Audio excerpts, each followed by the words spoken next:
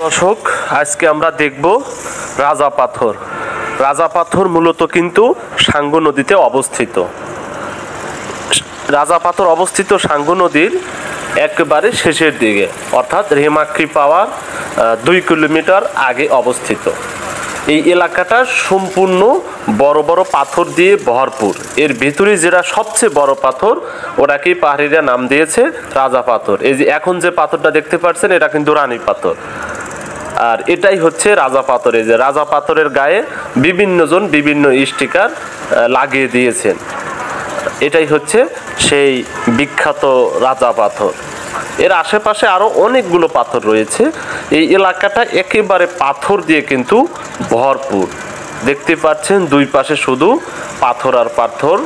একদিকে হচ্ছে নদীর দুই পাশে বিশাল বিশাল পাহাড় সারি, মাঝখান দিয়ে নদী, নদীর ভিতরে কিন্তু শুধু পাথর আর পাথর।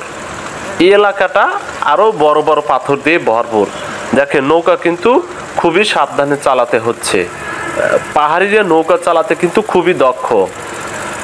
তাদের আসলে দক্ষতা না বলে উপায় নেই।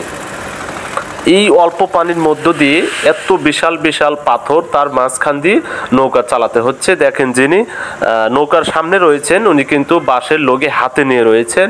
কারণ সম্পূর্ণ যেহেতু পাথর এদিকে ওদিকে, তাই নৌকার মাথা লগি দিয়ে এদিকে ওদিকে ঘুরিয়ে দিতে হয়, না হলে কিন্তু নৌকা ভেঙে যাবে। এই এলাকাটা খুবই মনোমুগ্ধকর, খুবই সুন্দর। যারা বান্দরবানে আসলে আসবেন না, তারা কখনো বুঝবেন না যে আসলে এই এলাকাটা কত সুন্দর।